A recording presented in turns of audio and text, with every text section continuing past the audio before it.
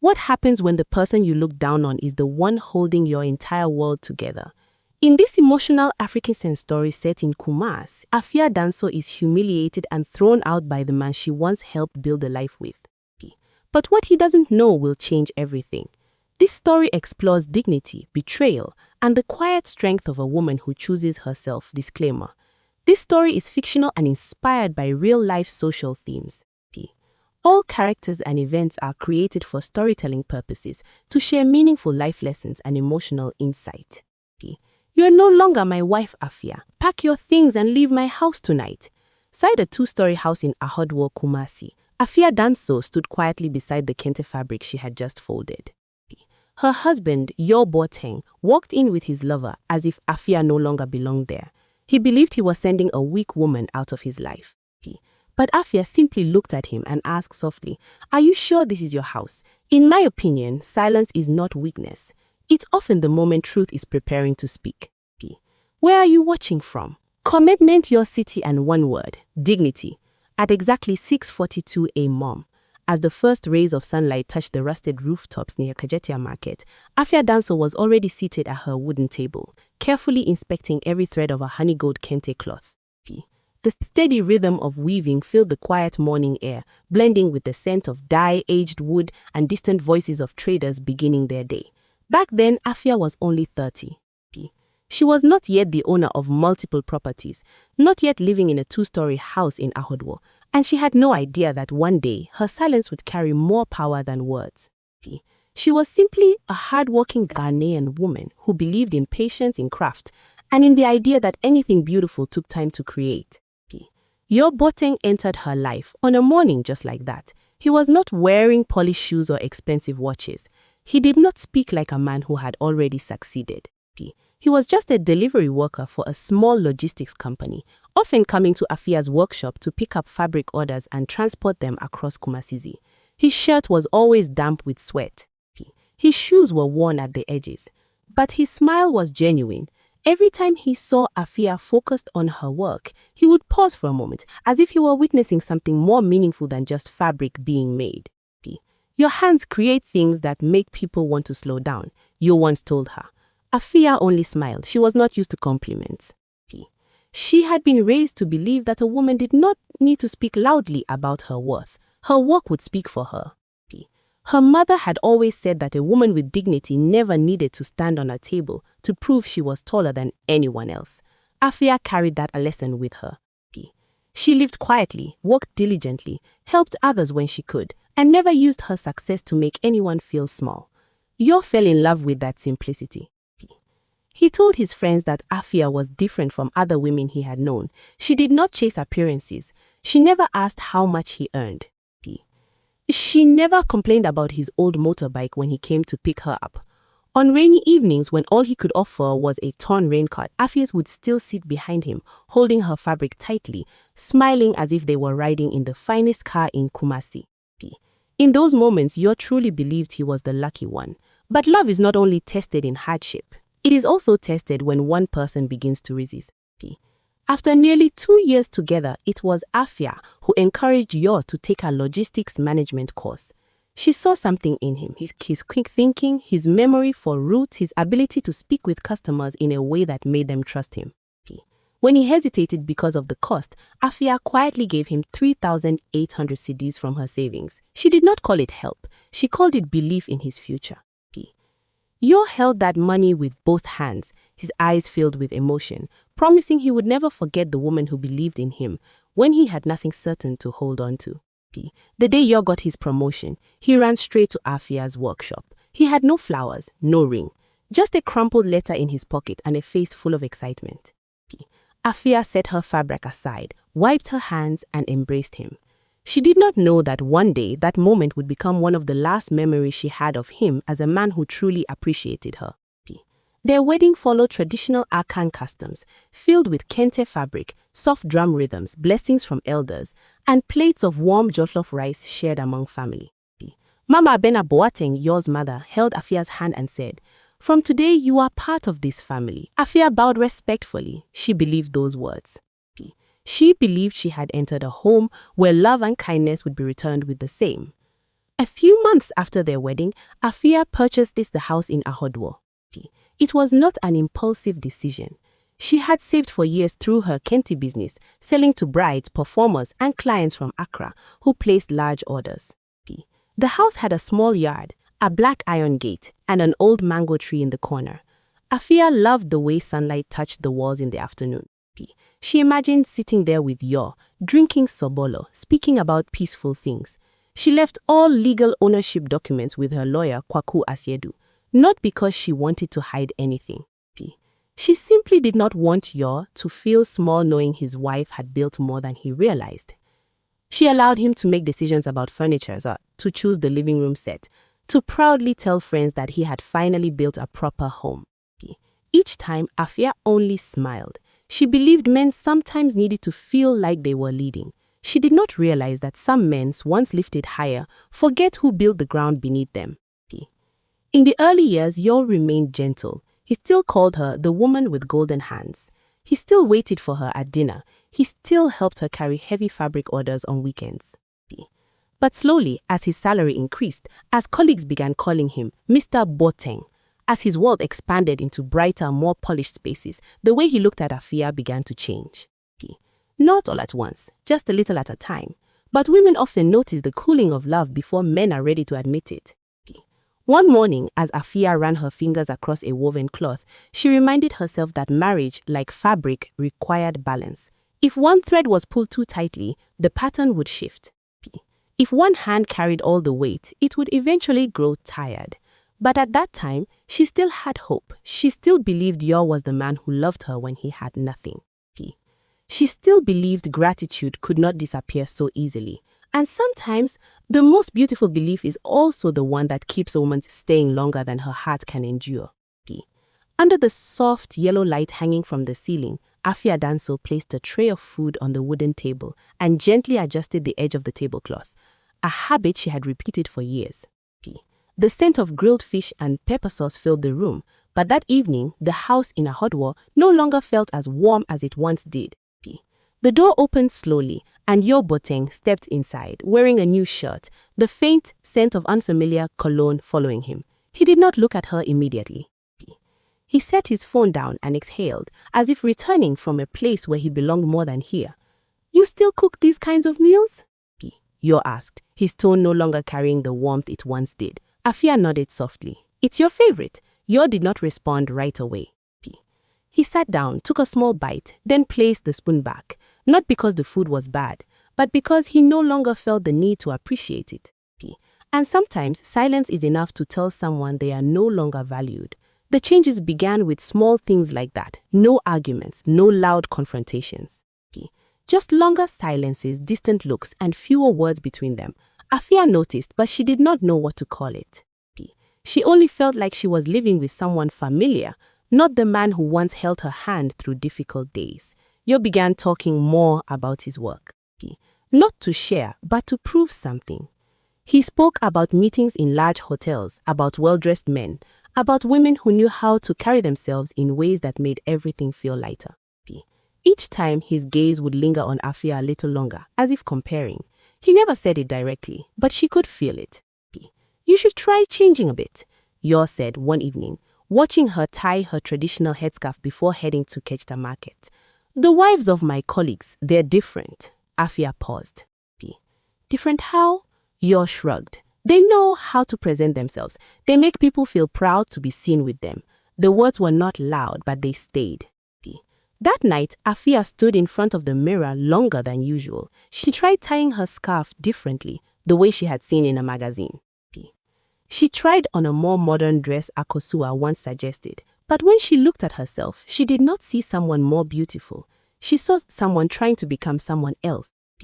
Still, Afia tried, not out of insecurity, but because she believed marriage required effort from both sides. She spent more evenings at home, less time at the workshop. She learned simple makeup, adjusted her style, even tried to reduce the scent of dye on her hands by wearing gloves longer during work. But Yo did not notice. Or perhaps he did, but no longer cared. Mama Abena also began to speak more. One afternoon, she looked Afa up and down and said, "A woman in this family should carry herself better." A successful man cannot have a wife who always looks like she just came from the market. Afia lowered her head. She did not argue. She had been raised to respect elders, especially her mother-in-law. But inside, something began to shift. Not anger, a question. Why did she have to change to be accepted in a home she had helped build? Yor started coming home later. His phone was no longer left face up on the table. It was always turned down or kept close. When messages came in, the screen lit briefly, and Afia noticed him smile. Not at her, at someone else. One evening, as Afia cleared the dishes, she heard Yor speaking on the phone outside. Yeah, I think so too. You understand me. His voice was softer than it had been with her in months. Afia stood still, her hand resting on the edge of the table. She did not need to hear more. The tone was enough. The following days passed quietly. No one spoke about what was happening, but both of them knew. Afia stopped waiting for him at dinner. She stopped asking about his day. She returned to her workshop more often, focusing on her fabrics, her orders, and the people who had stood by her from the beginning. Akosua noticed immediately.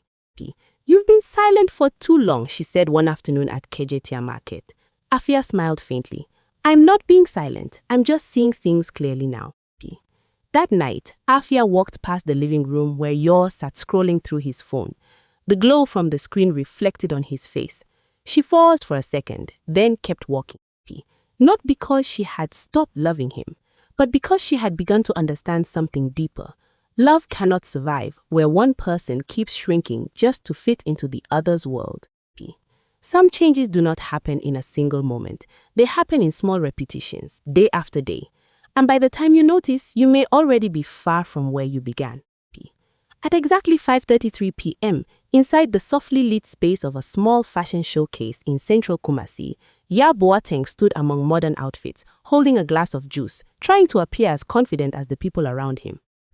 This was not a world he was used to, but it was a world he wanted to belong to, and it was there that he met Essie Mensah. Essie was not the loudest person in the room. She did not laugh the hardest or try to draw attention.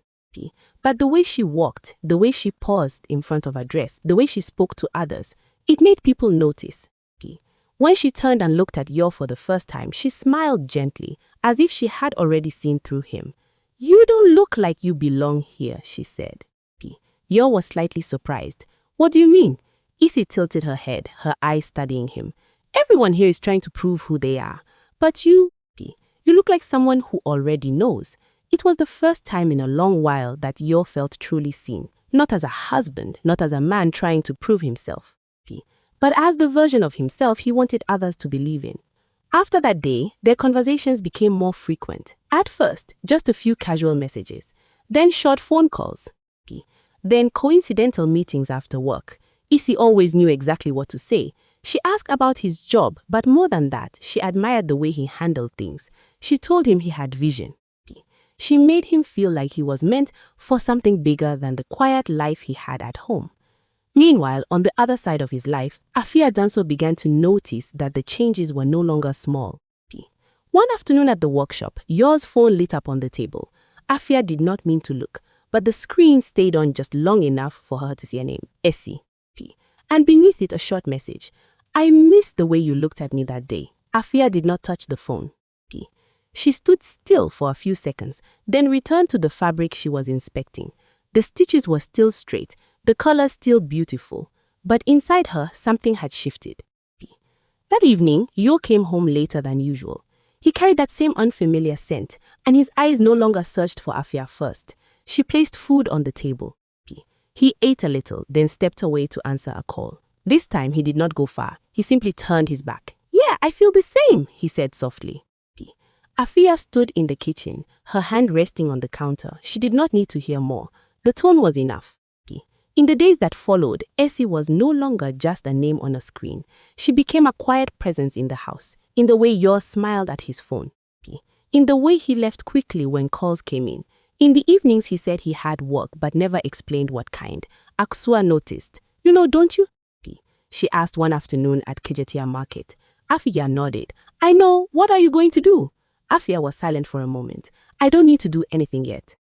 Akosua sighed. Sometimes doing nothing is also a choice. Just make sure it's because you choose it, not because you're afraid of losing him. Afia looked at the colorful fabrics hanging behind them. I'm not afraid of losing him, she said quietly. I'm just watching how he's losing himself. That answer said everything. That night, Afia returned home earlier than usual. She sat in the living room without turning on the lights, letting the dim glow from outside fill the space. When Ya walked in, he paused for a moment, surprised to see her there. You're still awake? He asked. Afia nodded. Have you eaten? I already ate. The answer was quick, clean, distant. Afia nodded again. She did not ask anything else. Some conversations do not need many words. The silence between them was no longer peaceful. It was distant.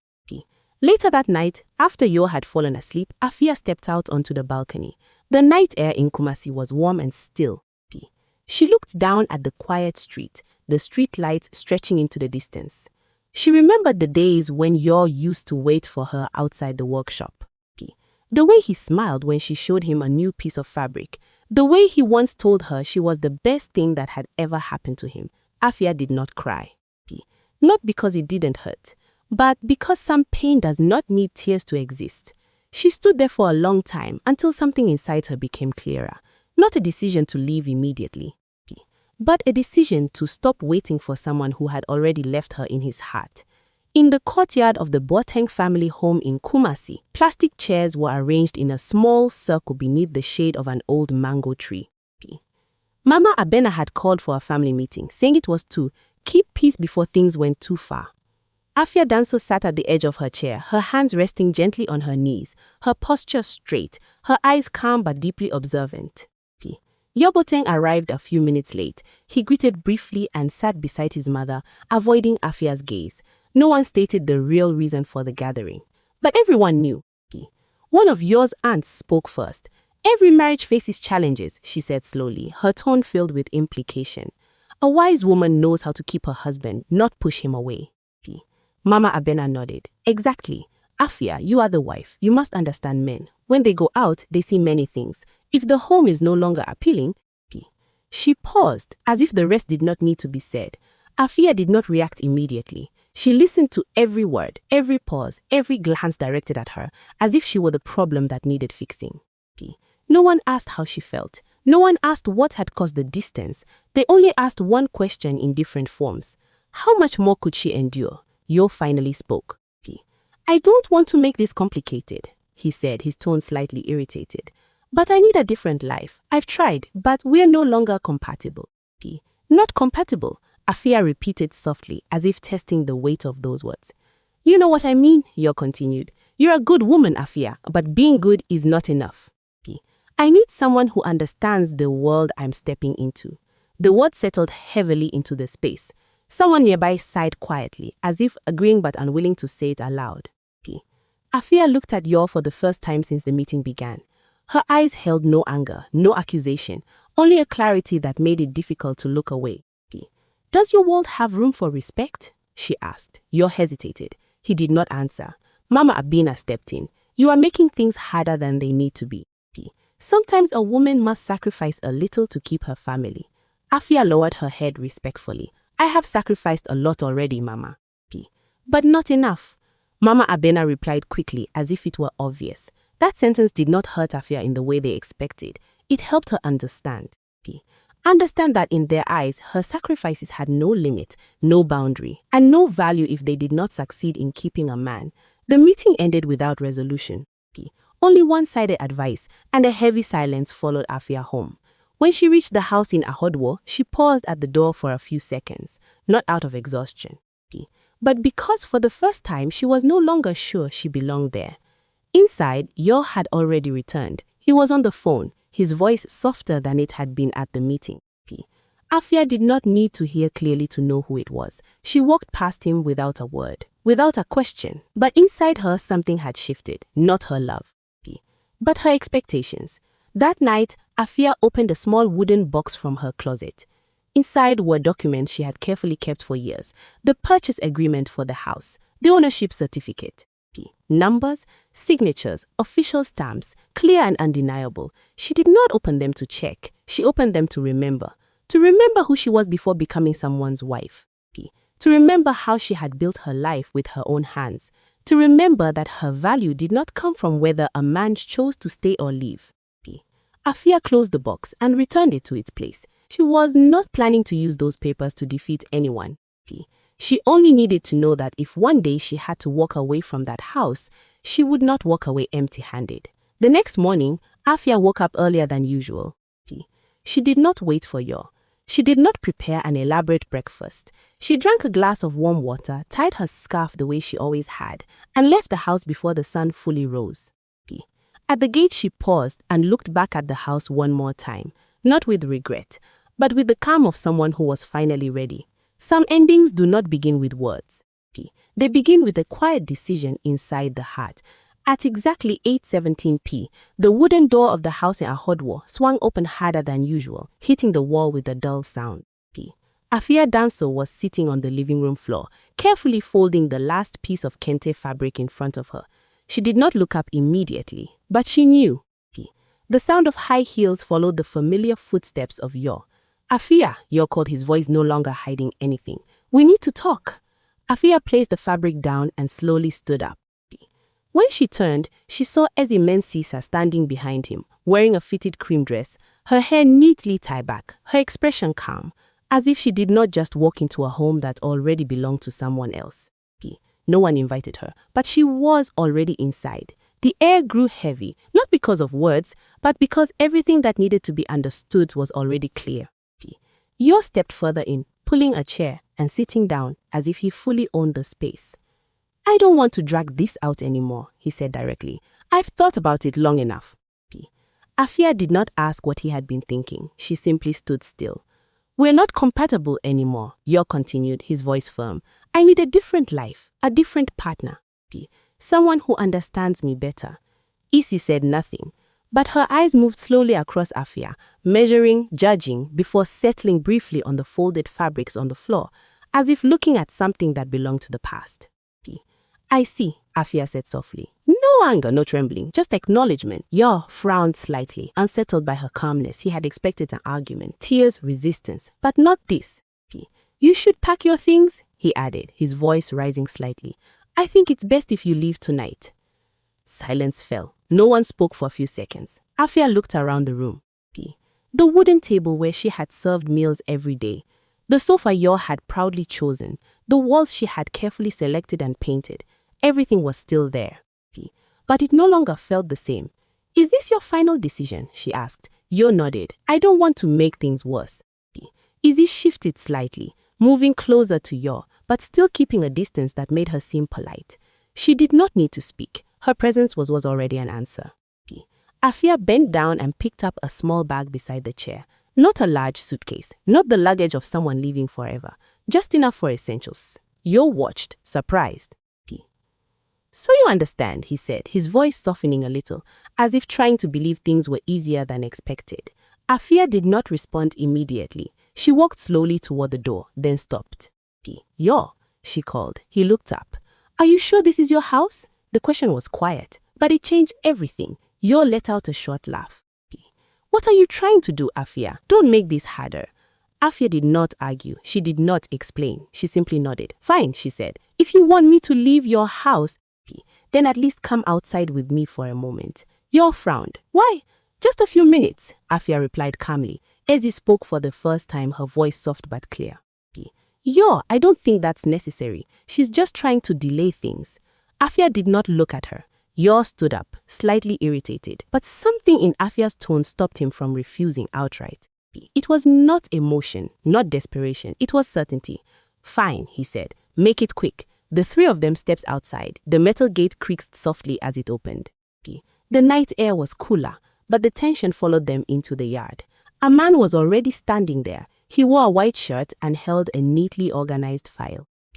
The moment he saw Afia, he stepped forward and bowed his head slightly. Madam Danso, he said respectfully, I've been waiting. Yo stopped. Madam, what? He asked, his eyes shifting between the man and Afia. Afia did not answer immediately. She simply stood there under the dim light at the gate, looking at Yo with an expression he had never seen before. No longer a wife trying to keep peace, but a woman ready to let the truth speak for itself. Sometimes the quietest moment is when everything begins to change. Under the dim yellow light outside the gate of the house in Ahodwo, the air felt heavy, as if every sound had been swallowed by the silence. Yoboteng froze when he heard the man address Afa as Madame Danso. He turned to look at her, confusion flashing across his face before quickly turning into irritation. "What is this about?" Yo asked, his voice beginning to lose its certainty. The man stepped forward, opening the file in his hands. "My name is Kwaku Asidu," he said clearly. "I manage properties for Madame Afia Danso. I've been trying to reach you regarding the lease renewal and the outstanding payment." "Lease?" Yo repeated, as if the word did not belong in this moment. "What are you talking about?" Afia remained still. She did not interrupt. She let each word settle, slow and precise, without emotion. Kwaku turned a page and pointed to a document. "This property belongs to Madame Afia Danso. It was legally registered under her name 7 years ago. All purchase documents, ownership certificates, and payments are under her account." Yo let out a short, uncertain laugh. "That's not possible. I live here. I'm the one paying." "You are paying," Afia said softly, finally speaking, "but not to another landlord." Yo turned sharply toward her. "What do you mean?" Afia met his eyes. "You've been paying me." The sentence was quiet, but it could not be undone. Izzy shifted slightly behind him, taking a small step back. Her calm expression began to crack. She looked at Yo, waiting for an explanation, but he had none. No, this doesn't make sense." Yo shook his head, his voice lowering. "You never told me. You never asked," Afia replied evenly. Silence stretched between them. Kwaku continued, his tone professional and neutral.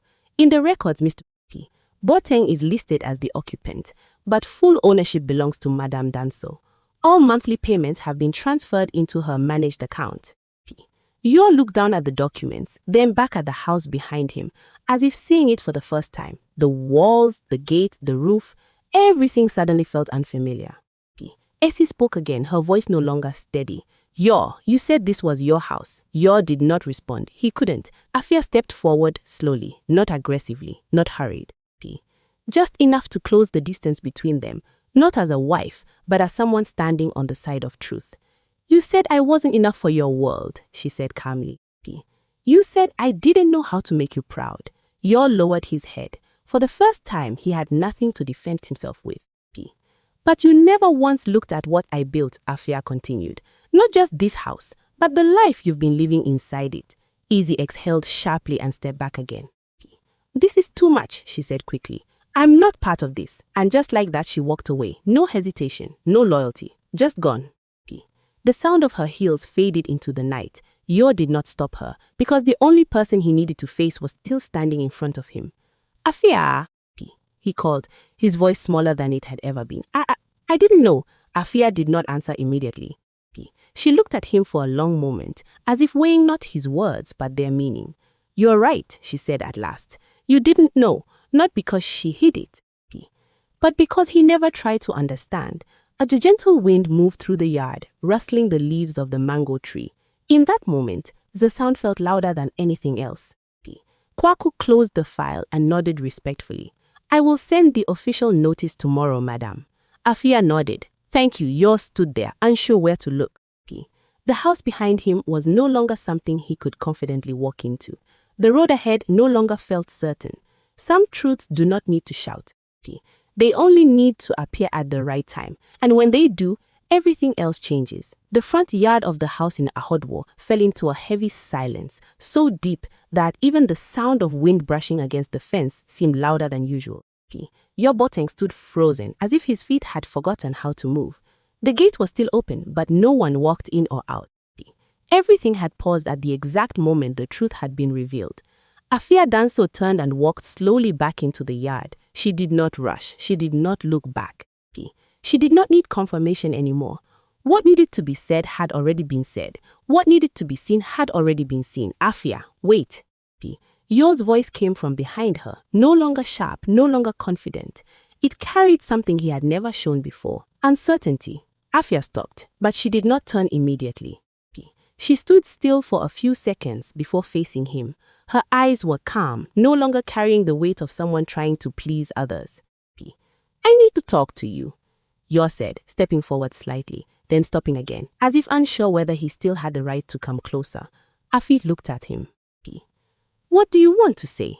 Yo opened his mouth, but no words came out fully formed.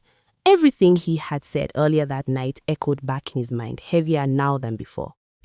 I didn't know. I really didn't know, he said, struggling. Didn't know who I am? Afia asked quietly. Yo lowered his head. I didn't know you had done all of this. I thought. He stopped, as if he no longer believed his own words. You thought I was just an ordinary wife. Afia finished for him. Yo did not argue. That was exactly what he had believed. A woman in the background.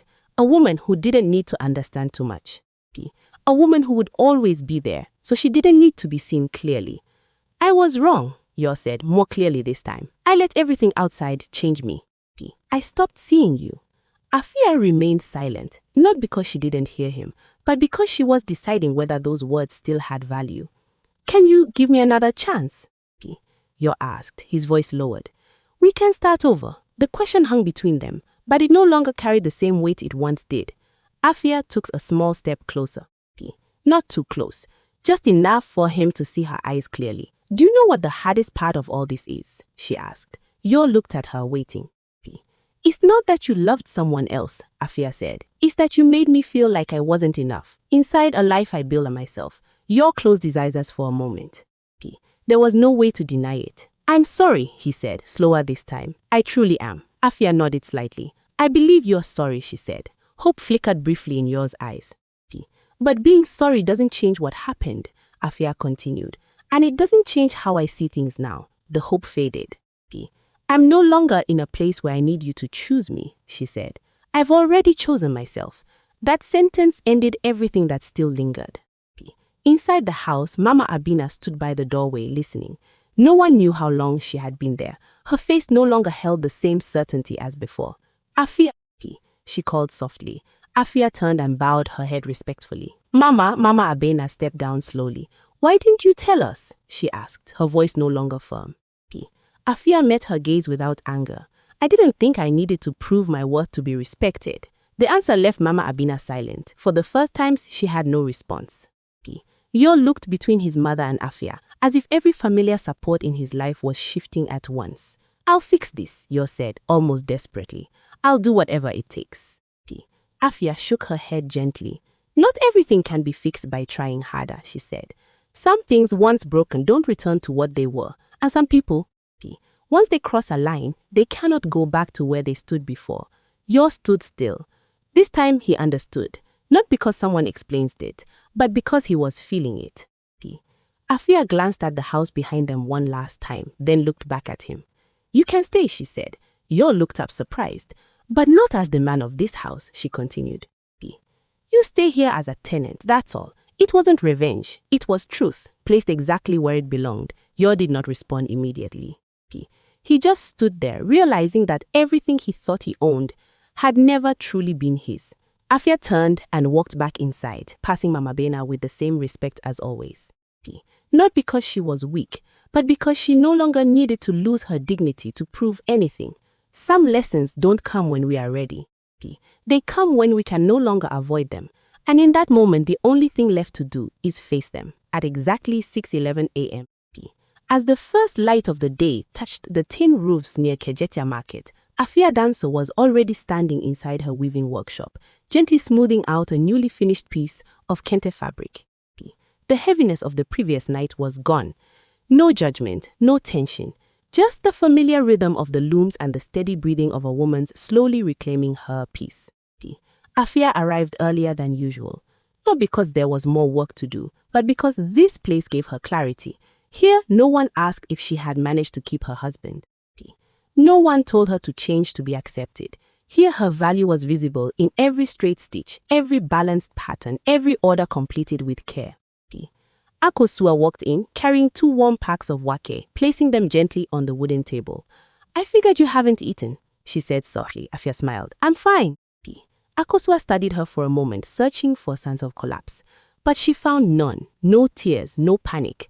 Only a quiet stillness that felt stronger than anything else. What happened last night? Akosua began. It's over, Afia said simply. What will you do now? Afia paused, running her fingers over the fabric. I'll keep living, she said slowly. But this time, not to keep someone else. The answer was simple, but it said everything. Across the city, Your Boateng woke up in the same house, but nothing felt the same. At 6:11 a.m., as sunlight filled the room, he stepped into the living area and looked around. Everything was still there. But for the first time, he realized he did not belong in the way he once believed. The chair he once proudly chose now felt like just another piece of furniture. The walls he used to show off now stood silent, as if reminding him of words he had spoken too easily. Mama Abena sat quietly in the corner. She had been awake for hours, but she did not call Afia like she used to. No one prepared breakfast. No familiar footsteps moved through the kitchen. "She's gone," she said softly. Yo didn't respond. He already knew. What he wasn't used to was the feeling that this house was no longer his. At the same time, Kwaku Asiedu prepared documents in his office. He printed out a new contract, not a purchase agreement, a lease. Later that day, as promised, Kwaku sent an official notice to Yo. The message was clear, without emotion. If he wished to stay, he would sign a legal rental agreement, make payments on time, and follow all terms like any other tenant. Yo held the paper and read each line carefully. There was no space for argument, no way to deny it. He wasn't thrown out, but he was no longer in control. Back at the workshop, Afia stood among the women working with her. An older woman approached and gently held her hand. "You did well," she said, "not because you kept everything, but because you didn't lose yourself." Afia lowered her head slightly. She didn't feel like she had defeated anyone. She simply felt like she had stopped losing to herself. That afternoon, Afia went to a small apartment near the workshop, a place she had purchased long ago as an investment.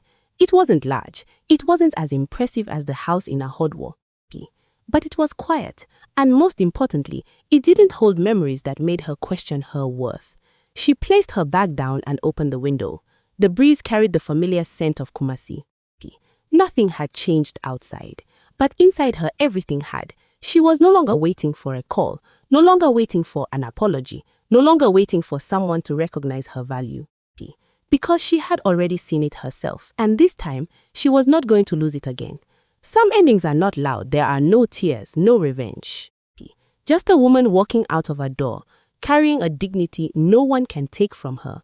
The golden light of late afternoon stretched across the courtyard of the Kente workshop in Kumasi, wrapping everything in a warm, quiet glow. Afia Danso stood at the entrance, watching bundles of fabric being loaded onto a truck bound for Accra. Laughter from the women walking beside her filled the air, light and genuine. 6 months had passed since that night in Ahodwo. No miracle had happened, but something far more important had changed. Afia's life no longer revolved around being chosen by someone else. The small workshop she once managed had grown into a larger space. It was no longer just a place to produce fabric. It had become a place of rebuilding. Afia had begun training adult women, women who had once been financially dependent, women who had been overlooked in their own homes. None of them were young. None of them came with naive dreams. They came with stories, with quiet pain, with strength that had never been recognized. Afia did not teach them how to take revenge. She taught them how to stand. "We don't need to become bigger for someone to see us," she said one afternoon. "We only need to stop making ourselves smaller." Across the city, Boateng stepped out of the house in Ahodwo, the same house he still lived in, but under a different truth. He had signed this lease. He paid on time. No one called him the owner anymore. There were no more boasts, no more admiration. Mama Abena had changed as well. She began visiting the workshop occasionally, at first standing from a distance. Not because she wasn't allowed closer, but because she didn't know how to begin again. One day she brought an old piece of kente cloth and placed it gently into Afia's hands. "I didn't understand you before," she said quietly. "I thought keeping a family together was everything, but I forgot you are part of that family too." Afia looked at her without anger. "I don't need everyone to fully understand me," she said. "I just need not to be treated as something taken for granted." The apology did not erase this past, but it allowed those who remained to move forward. As for Yo, he came to the workshop more than once, not to demand, not to argue, just to stand at the entrance, watching the life Afia had built, the life he had never truly seen. One day, he stepped inside. No one chased him away, but no one treated him as someone important either.